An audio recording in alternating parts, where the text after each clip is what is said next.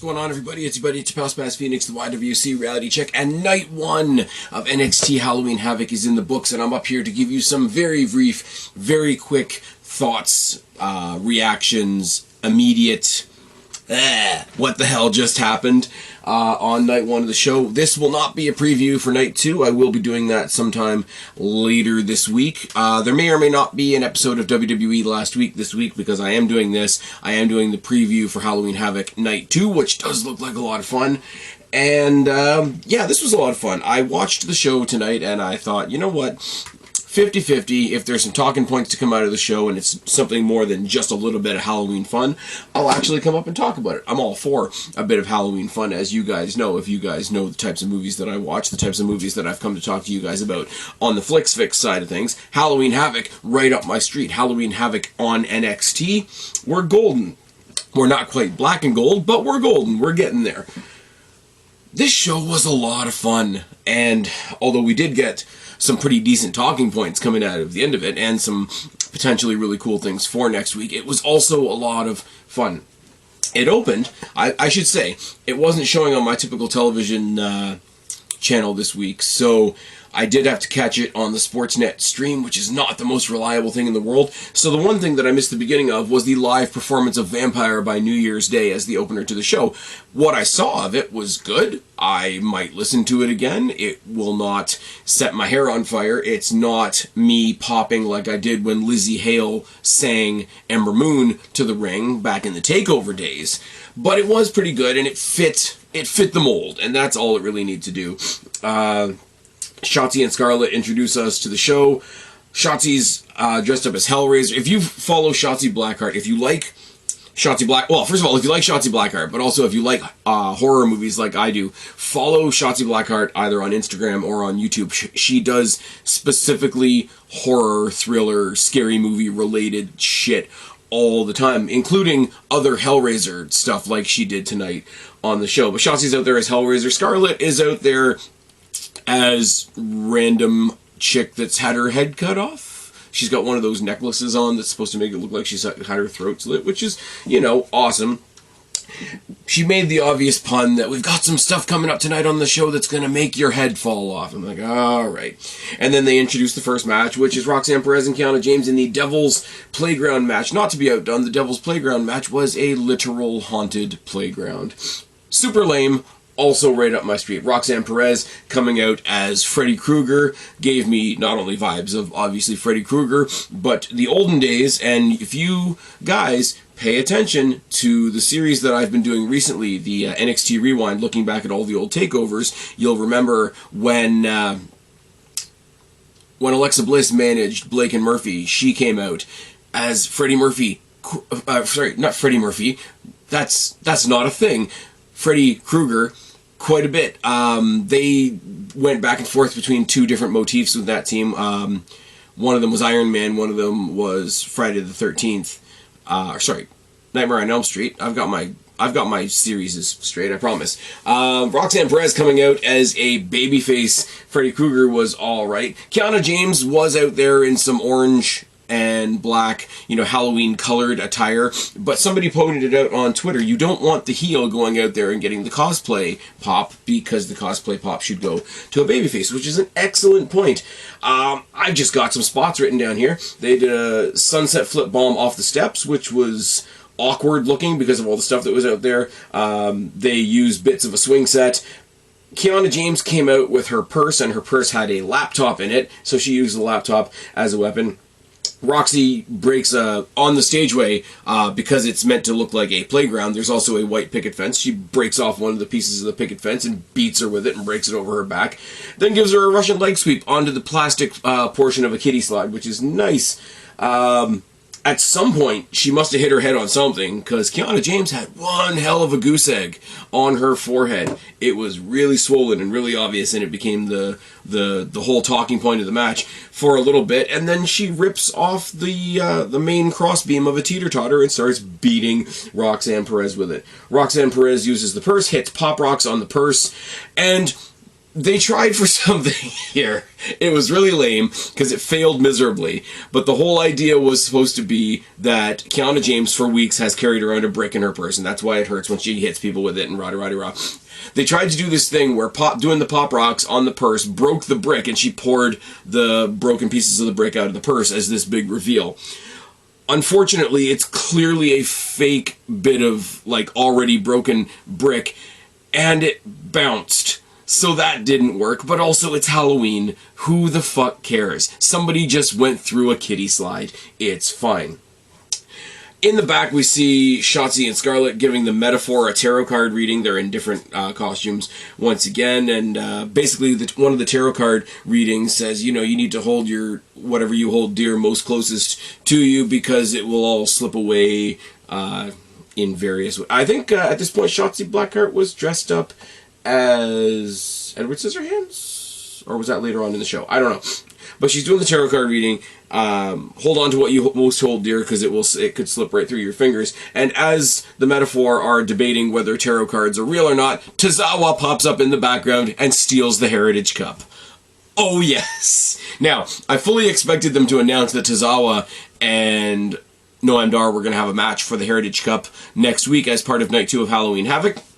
That would have been a lot of fun. Tozawa's kind of everywhere. Tozawa is in, what's it called? The Alpha Academy now, if you watched Monday Night Raw. So, if we get the Alpha... I mean, if we get Chad Gable on NXT teaming up with Tozawa to take on Oro Mensah and Noam Dar, that wouldn't hurt my feelings. It wouldn't be for the Heritage Cup, obviously, but fun stuff. We got the debut of Lexis King, and let me just say, the match wasn't blow away, but the presentation of Lexis King, formerly known as Brian Pillman Jr., was awesome. He's there doing the old hairband rock star look, and they have him on a throne. Not only do they have him on a throne, but the throne sort of levitates to the center of the stage, and then he eventually sort of headbangs and gets up, and it's got this, like, Motley Crue type font where it says Lexis King and all that kind of thing. The match was fine. It started off in the early going with Lexis King hitting one hell of a headbutt, and then I put this in my notes, working the face for a while. You know, what's the old cliche? You can work anything. Here, work an ear. He's a bit of a dick. He's a bit of kicking he's facing Dante Chen, by the way. Dante Chen was the sacrificial lamb tonight, was he not? He's a bit of a dick, starts kicking him around the ring, whatever. Dante Chen does have a couple of fire-up spots, does have a couple of times where the crowd, now realizing that Lexis King is a dick, sort of tries to rally behind Dante Chen to no avail. The finisher, that they don't know what it's called, they didn't give it a name, obviously, because it's his debut. But he did this thing, he got him in a what I can only call a straitjacket choke, and then picked him up and put him into the spot between the ropes like Tommaso Ciampa would do for the Willow's Bell, and then twisted it till he fell on his back. So what I'm calling it, until it has a name, is a suspended straitjacket twisted neckbreaker. Got the win for King. There was an exclusive that they put up on Twitter shortly afterwards, or should I say X, of him, and he basically says, there's no way I could live up to being his junior, the only thing I can do is live up to being the first me, which has sort of been the theme of his videos leading into his debut. Anyway, now, as I say, the match wasn't blow away, but if the presentation that they gave him tonight, and that does matter, let's be real, the entrance was really cool. I have to go back to say the entrance with the throne is cool. Not the only throne we saw tonight either, and nobody had to smash a throne with a hammer. But the amount of effort that they put into his entrance, his presentation, the weeks of video packages leading up to his debut, you can tell that WWE is trying to turn the heads of a bunch of people that may be straying from wherever they are. Now, I won't be funny here, right? Because neither one of these guys would show up in NXT. But if you're a certain guy in Chicago that might be showing up at Survivor Series, or if you are somebody else that I could mention, who has said he's more open now to working with WWE, and that's Mr. Will Ospreay. Brian Pillman Jr. was not setting the world on fire. He was not setting the world on fire in AEW. That's not a shot at AEW. I'm just sort of stating facts. He's just another guy that was there. They took another guy that was there who we all assumed was going to be another guy that's here, and they gave him this kind of presentation. That is going to turn some heads. If they can do this with Brian Pillman Jr. in NXT, what could they do with somebody like a Will Ospreay or that other guy who nobody wants to say that would actually be really cool to come back to WWE? What could they do with them? A lot of people are editing the video of when Cody Rhodes made the quote-unquote surprise return at WrestleMania to face Seth Rollins when the lights went out and the music hit and all that kind of thing. And I've seen two. I've seen one where CM Punk's music hits, the Cult of Personality thing, and I've seen one where the music that hits is Will Ospreay's. And I think either one of those, quite frankly, would be awesome. I will say, I'll have to do another pod on this at another time. The entire 2024 reintroduction of TNA off the back of Bound for Glory, which I'm super excited about, and I'm not going to be talking about on this pod. Will Ospreay versus, who was it? Speedball Mike Bailey. Speedball Mike Bailey is somebody that I've had the pleasure of seeing multiple times in person at Destiny. Yes, checking off your Spaz Phoenix bucket list. But Will Ospreay and Kenny Omega 2 at Forbidden Door in Toronto not too long ago. I don't even like Kenny Omega, and I didn't even know that much about Will Ospreay before I saw him in AEW. And that, I swear to God, was one of the best matches I've ever seen live. So, put him in a WWE ring. If he's doing that in AEW, think about what he could do in a good company. That's all I'm saying. Lexis King, Dante Chen, it was what it was. It introduced Lexis King. I really like the finisher. I just like to know what the name of it is. And we move swiftly on. Kalani Jordan beat Ariana Grace in the semifinal for the Breakout Tournament, which I kind of knew was going to happen. She's turned that Rob Van Dam split-legged moonsault maneuver into a finisher. Sorry, I have no voice tonight, so you guys are going to have to excuse me if I sound a bit raspy. But the RVD-style split-legged moonsault that she does, it's got so much snap to it that it feels like it should hurt her as she's hitting the ground and her opponent. So, pretty good. I like Kalani Jordan. And like I said, they already featured her in a pay-per-view, which is why I predict she's going to win the whole thing. Spoiler alert. They show Von Wagner in rehab. Oh my God, Mr. Stone, why are you facing Braun Breaker? Because, Vaughn, look what he did to you. If he can do that to my friend, I don't care if I get my ass kicked. If I get one slap in on him, then it's all worthwhile. And Vaughn says, Mr. Stone, did you just call me your friend? And they had this big ogre little friend moment. And then it became obvious throughout this little backstage, pre-recorded segment that, contrary to what my preview podcast said, this is actually happening on night 2, which is a bummer because it means I have to wait another week. That sucks.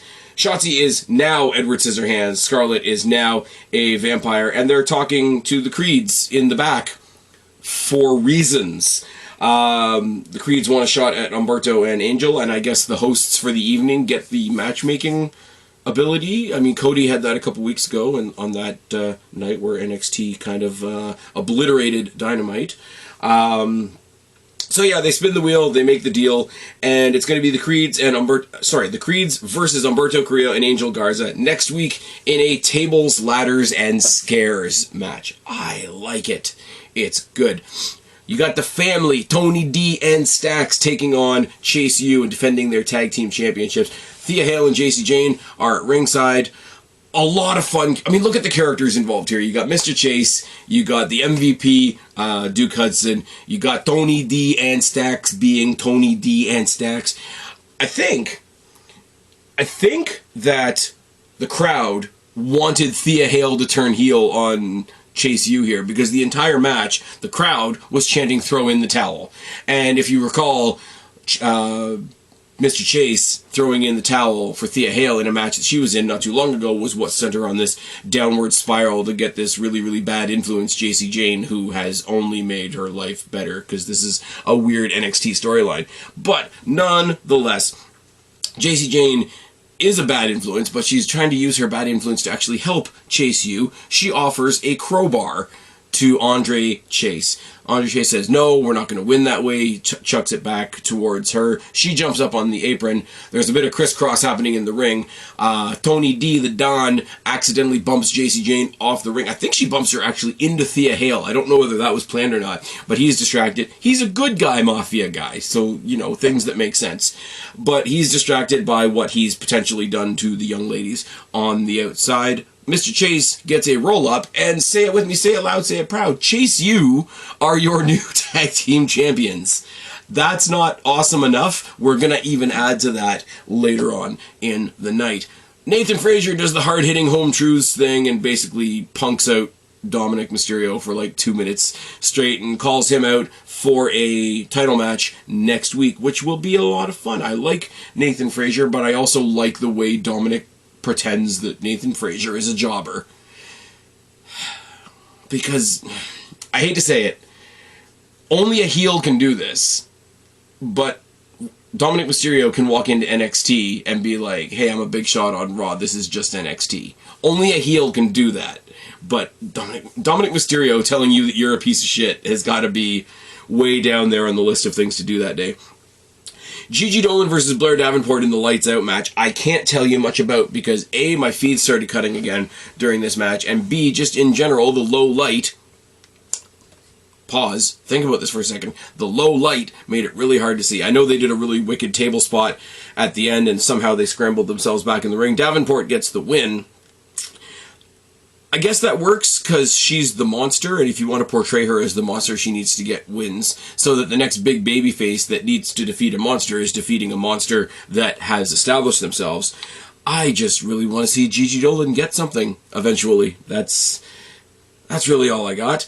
Carmelo Hayes is watching an Ilya Dragunov interview and doesn't realize that Shotzi and Scarlett are standing behind him as the Shining Girls, and accuse him of being the one. This has been the theme throughout the night. Various people accusing Carmelo Hayes of being the one that laid out Trick Williams last week. They do it.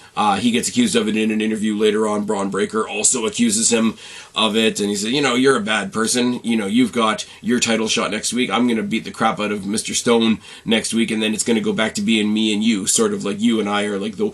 He doesn't say it like this, but the way he sort of says you and I are sort of like the 1 and 1A of NXT.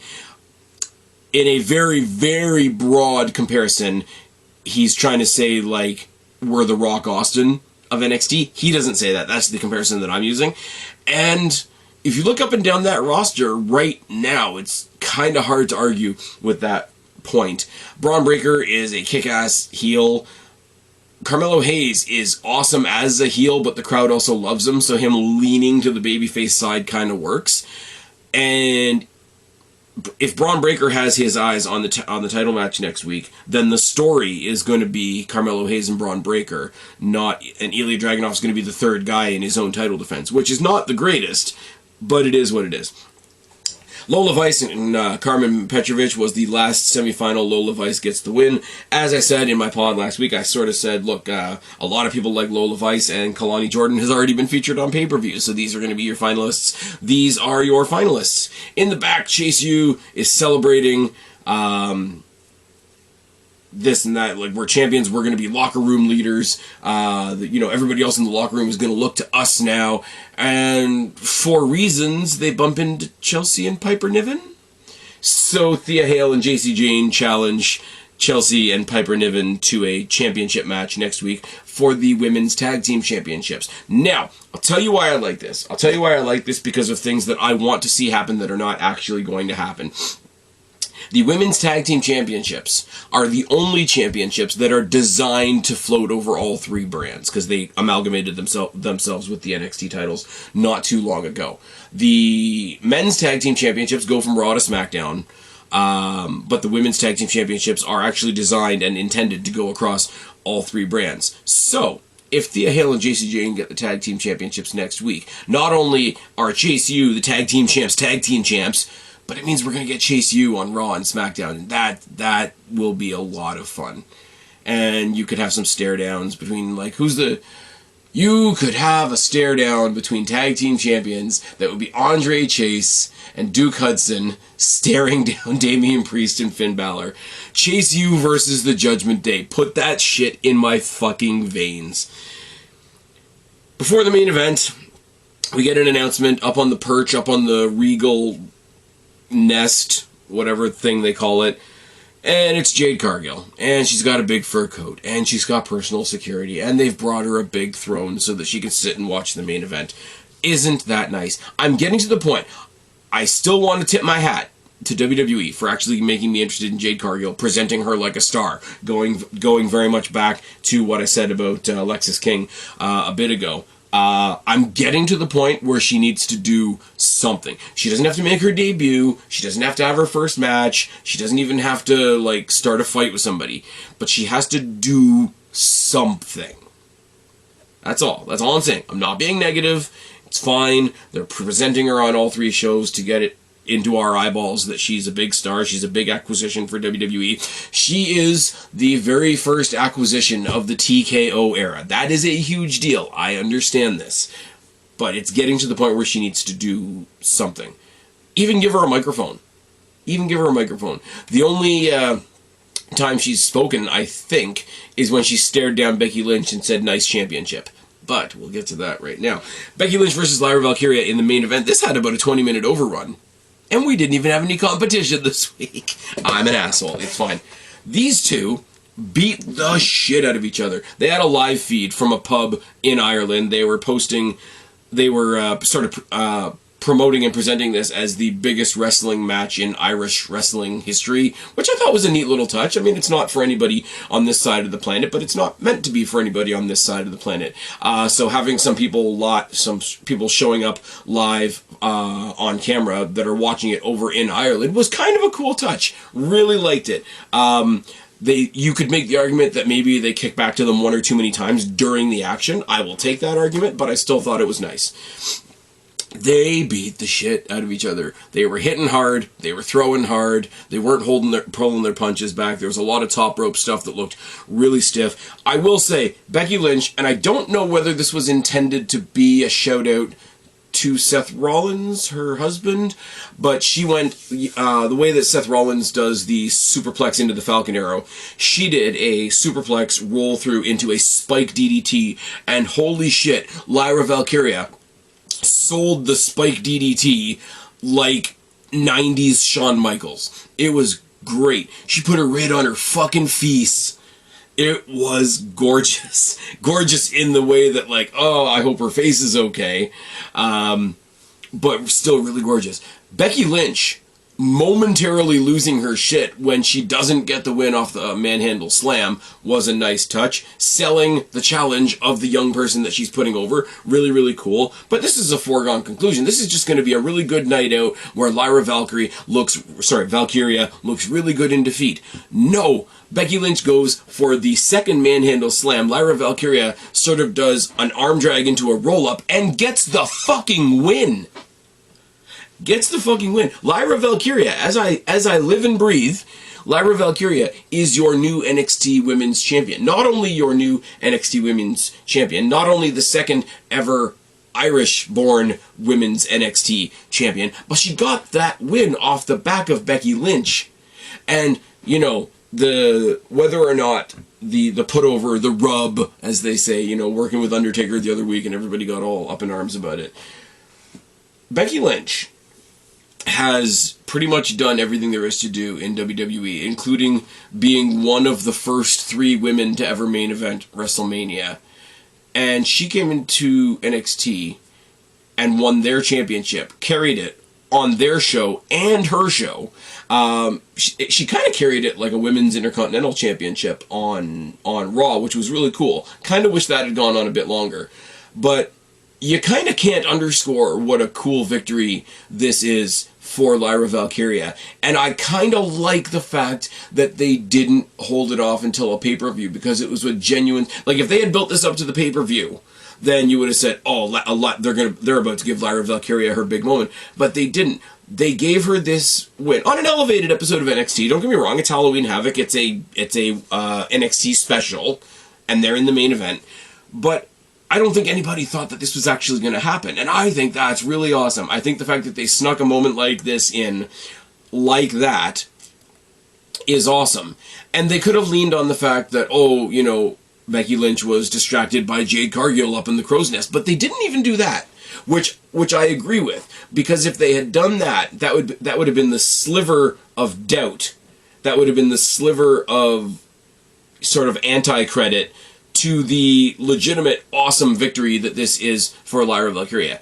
Hugely happy for her. That is awesome. I really like Lyra Valkyria. Everybody likes to make... I mean, if you watch... what's it called? Or if you listen to What Culture, who are awesome. I love What Culture. I think I listen to them more than any other podcast. Don't get me wrong. But they're, oh, she's got a bird gimmick. Okay. She's also fucking awesome. Look at the out of the frying pan into the fire that she's done. She went up against the star power of Rhea Ripley and stared her right in the face. Got the nod of approval, you know, go out there and prove me right, from Rhea Ripley, who was a heel, which is awesome. And then has gone from that to this. Really, really awesome. Didn't feel out of place. Didn't feel like she was out of her depth. Rose to the occasion. This doesn't hurt Becky Lynch at all. Becky Lynch is still fucking awesome. Whatever Lyra Valkyria might have been lacking, it didn't show tonight. And part of that, I guess, goes to Becky Lynch as well. Becky Lynch is Teflon. Becky Lynch can do whatever the fuck she wants. She can do whatever the fuck she wants. Now, they're doing the stare downs on Raw between her and Rhea Ripley. Would it have been cool to see the two of them fight champion versus champion? Of course, yeah, that would have been awesome. Would have been awesome. Would have been cool. Would have been the whole fucking thing. Rhea Ripley was supposed to defend her NXT championship at WrestleMania and then did it in front of no crowd. So there's a little bit of a sad tie-in to that. But no, all in all, this is awesome. I guess this is the end of Becky's time crossing over both shows, which is also fine. If we're going to get the next two people to cross over onto NXT to be the women's tag team champions, that's also fine. This show as a whole, as I said, we did some key things here. Chase U are the new tag team champions. Lyra Valkyria gets this huge upset over Becky Lynch, which is awesome. We got the debut of Lexis King, which was fun, which was really, really cool. I mean, they've got some things to work out. Obviously, the in-ring has to match the presentation, and I'm sure that'll come. But on top of the big things that we did, Shotzi Blackheart is always going to have a soft spot in my heart because she's just a weirdo, and I like that. We started off this show with a live concert, and by the end of the show, I forgot that we started off this show with a live concert, but even that was a little bit of fun. We made a couple of key movements here for NXT. We've done a couple cool setups for things going forward, a couple of good developments. We've got setups for next week, and the key thing for me, we had some good old-fashioned, corny Halloween fun as well. Looking forward, we're going to do a more detailed preview in the next couple of days, but looking forward to next week. We've got Tiffany Stratton versus Fallon Henley. We've got Chase U going for the women's tag team championships. We've got Nathan Frazier going after Dominic Mysterio's North American championship. We've got the Creeds versus Humberto and Angel in a tables, ladders, and scares match. We got Kalani Jordan versus Lola Vice in the breakout tournament. I'll tell you right now, I think it's going to be Kalani Jordan, but it is what it is. Braun Breaker's probably going to kill Mr. Stone unless Von Wagner comes back as Frankenstein, which has also been predicted by a lot of people. And capping off that show, we've got Ilya Dragunov versus Carmelo Hayes 3 for the NXT Championship. This was a lot of fun. Let me know what you guys thought down in the box below. But I've been Spaz, your YWC Reality Check. Subscribe up there, talk down there, start a conversation, keep all these conversations going. Don't be a stranger. I will talk to each and every last one of you later, but for right now, I am tagging out. Bye, guys.